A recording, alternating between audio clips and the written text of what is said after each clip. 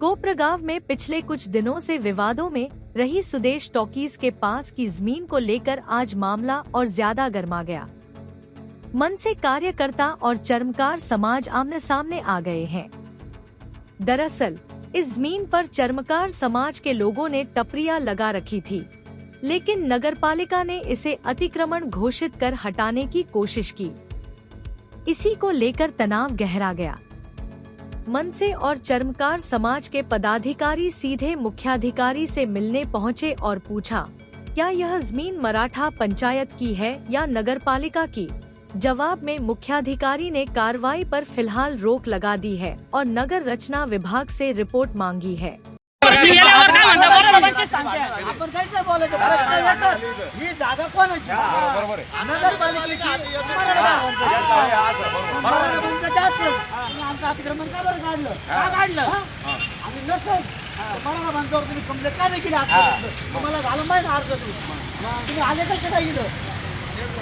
मॅडमला बोलवायचं, आमच्या प्रश्नाची उत्तर देत नाही, गोरगरीब पोटं भरतात त्याच्यावर तुम्ही लाथा घालता।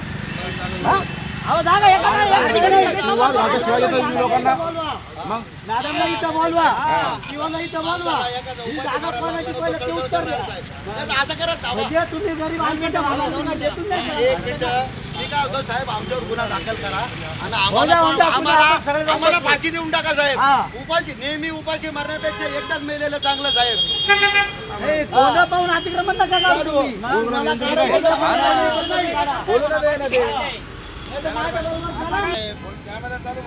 नाही इथं थांबा, इथं थांबा।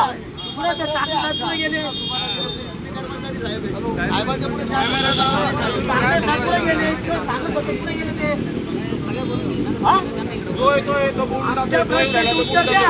काकांना निलेशच्या वडिलांना लाथा मारी नाही तर मुक्की मार झाली आणि वरून आमच्या विरुद्ध गुन्हा दाखल करायला गेले।